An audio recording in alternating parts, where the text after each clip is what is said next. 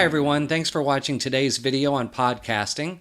What we're going to talk about today is ways to make your podcast stand out.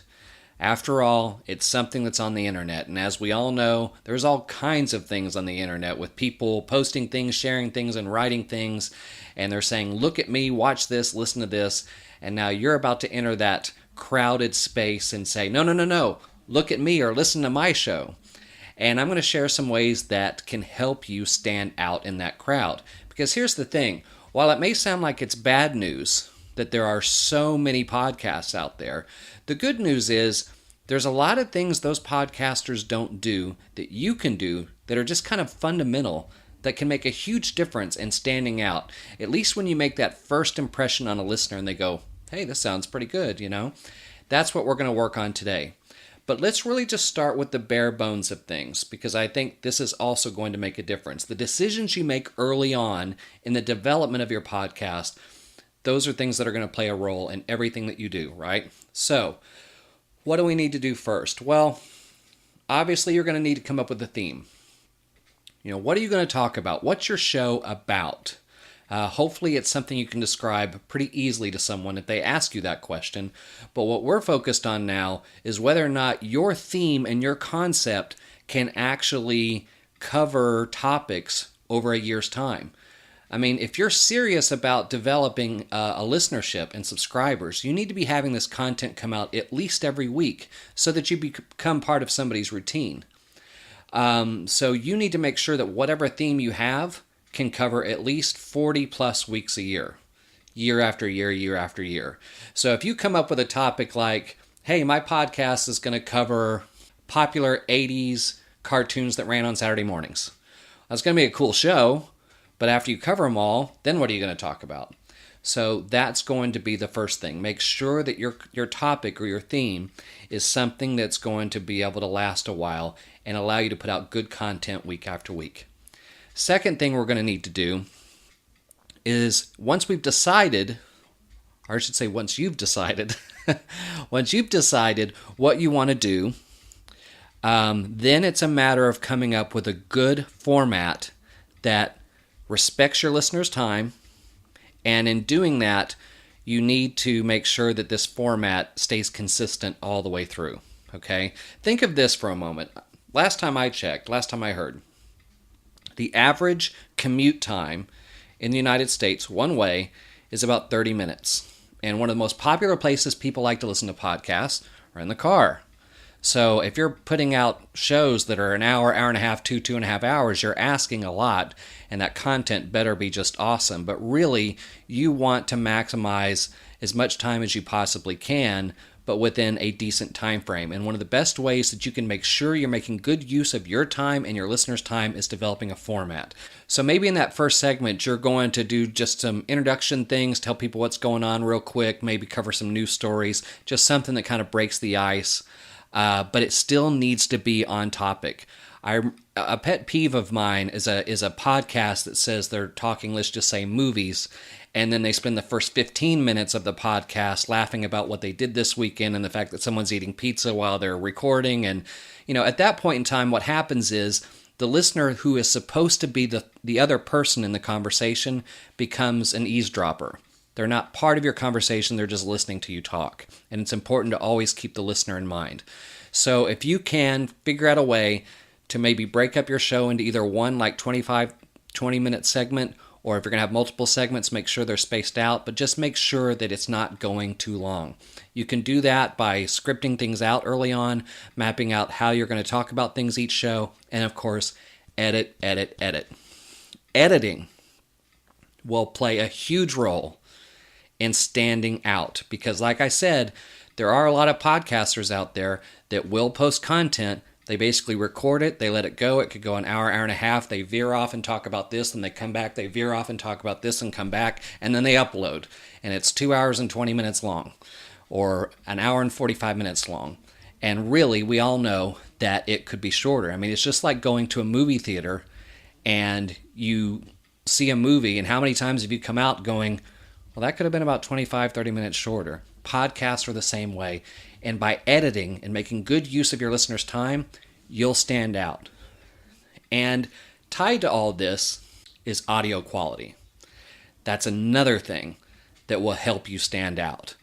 And when I say audio quality, I not only mean get a good microphone, and by the way, I have a video on ways that you can start your podcast on a limited budget, but let's say you've got all those things together.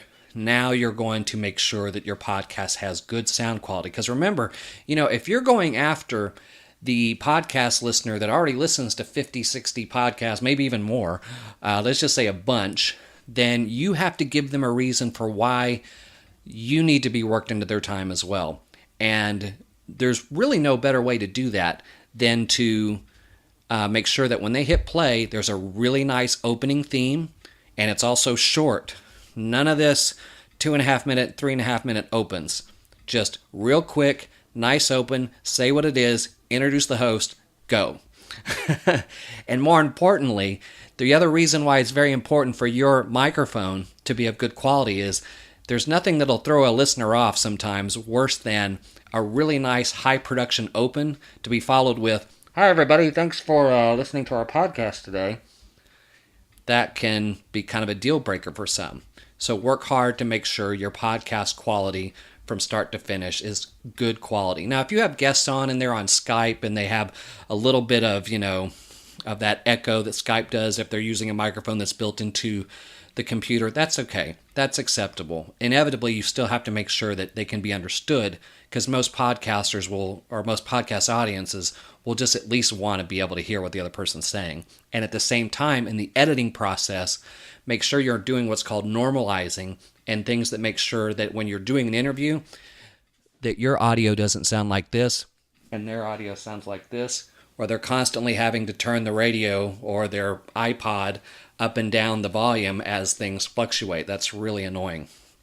So those sorts of things, taking care of those sorts of things will make your podcast stand out. I know this because I've experienced this myself, where I've been told, the podcast quality is good. You guys get a lot of topics in a very short span of time, and that's one of the things I love about the show. My flagship show is called Assembly of Geeks, and what I will tell you about it, along with the fact that I've done the things that I just told you to do and how they've benefited me, let me wrap everything up by telling you one more thing that will help you stand out that I've applied to my show. Okay? So I was in a very similar boat. I decided to launch a geek podcast, and it didn't take a rocket scientist to figure out there's a lot of podcasts out there talking about geek culture. Stuff that's happening in movies and television and action figures and games and comics. There's tons of them. So I'll be honest with you. Originally, I thought, my sound quality is good. The conversation will be good. I'll work hard to make sure that we're moving and not veering off track, and I'll edit. So, that'll be good enough. But then I thought, there's bound to be something else I can do to stand out even more. Is there something I can do in the presentation of the program that I can say is pretty unique? Okay.